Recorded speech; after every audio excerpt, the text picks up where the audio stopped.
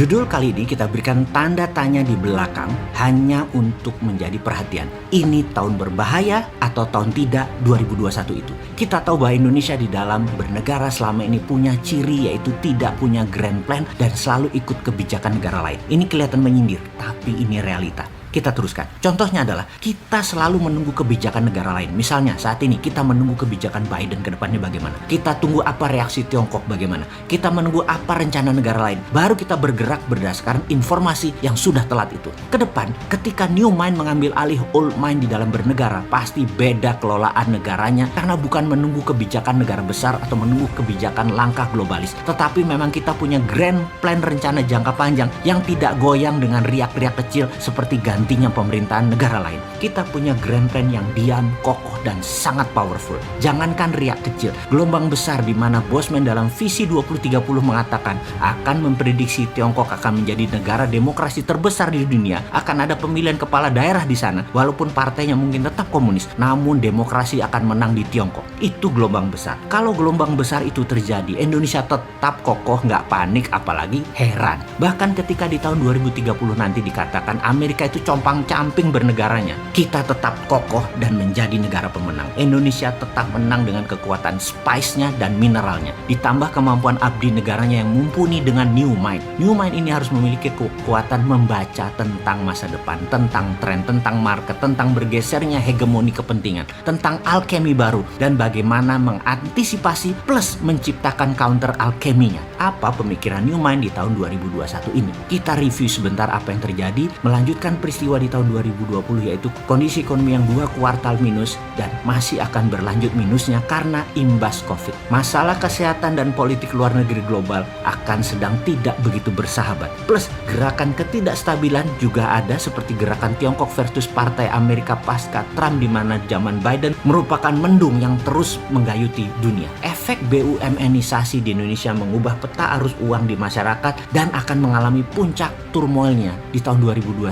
ini. Salah satu efeknya adalah pertumbuhan konsumen kelas menengah yang menjadi pilar kekuatan ekonomi domestik menurun. Tetapi kombinasi dengan the bad atau negatif tren tadi, situasi jangka pendek plus dengan the good atau tren globalis, struktural, dan jangka panjang. Globalis itu masih good. Inilah yang akan menghasilkan sebuah dinamika lingkungan bisnis yang menantang. Karena goods-nya milik globalis, bad-nya milik negara tidak berdaulat. Dan bagaimana kita memanfaatkannya dulu di awalnya milik globalis itu adalah seni menarik untuk kita keluar untuk menjadi negara berdaulat. Kita hanya mengingatkan, tahun 2020 kemarin, growth kita negatif dibandingkan tahun-tahun sebelumnya. Mungkin pertumbuhan di tahun 2021 ini paling pol 2%-an. Ya, tapi jujur deh, banyak yang nggak peduli dengan angka-angka tren pertumbuhan nasional. Kenapa? Karena bagi kita, selama di kantong kita ada uang untuk makan, kita aman. Tapi kalau di kantong menipis karena bernegaranya cemen, ya rakyat akan teriak juga. Secara pribadi, mohon izin, saya bertanya, kantong sahabat saat ini, cek kantong sahabat.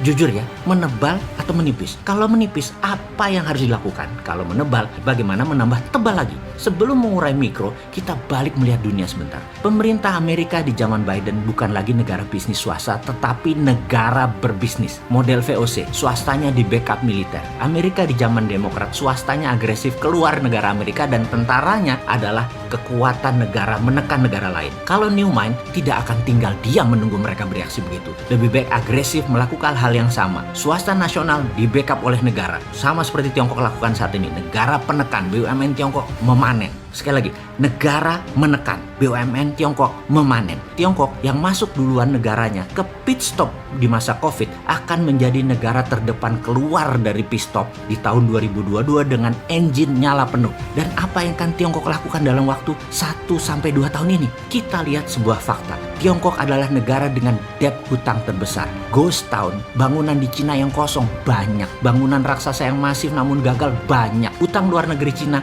banyak dan besar sekali. Tapi itu semua hanya strategi memutar uang cepat agar ekonomi memutar cepat di mana mereka punya solusinya dan ini patut kita tiru.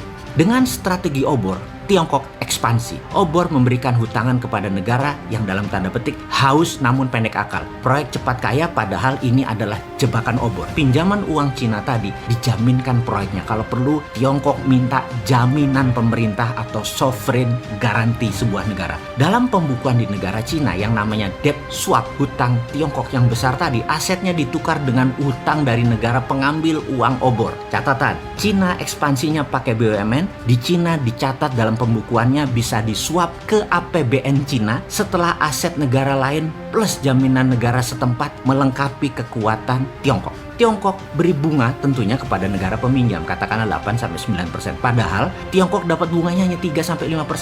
Sudah dapat selisih bunga, aset hutang disuap, dapat jaminan lagi. Sempurna sekali cara mereka bernegara. Dan Indonesia terpesona, Bo. Diambil loh bullshit itu sama satu pejabat. Kita kena bunga tinggi, kena trap jebakan aset yang nanggung rakyat semesta hingga anak cucu. Dan pastinya 2022-2033 akan kerasa banget karena cash flow kita menipis. Indonesia di masa ekonomi bust karena kebijakan tidak pro pengusaha sekarang menghadapi risiko besar di tahun 2021 ini. Kebijakan peningkatan pajak dan pemangkasan anggaran belanja Indonesia secara otomatis akan menimbulkan jurang fiskal atau fiscal cliff. Risiko besar dari kebijakan memangkas secara tajam defisit anggaran ini adalah akan terjadi kelangkaan peredaran uang di sepanjang tahun 2021. Apa yang Indonesia harus lakukan saat ini dengan informasi itu semua? Tiru Amerika dan tiru Tiongkok. Dukung swasta ekspansi ke luar negeri, utamakan ekspor produk manufaktur, beri subsidi kepada bahan baku impor sampai 0%, beri bantuan modal dengan tanpa biaya uang atau bunga 0% pinjaman atas produk manufaktur yang hasilnya diekspor. Negara jangan untung dari bunga bank, negara untung dari pajak. Negosiasi menggunakan kekuatan negara dengan swasta negara lain. Kemudian di dalam negeri, kekuatan digital anak bangsa diutamakan dengan no rule dan full proteksi. Di tahun 2021 ini jadi tahun terang kalau dua hal ini dilakukan.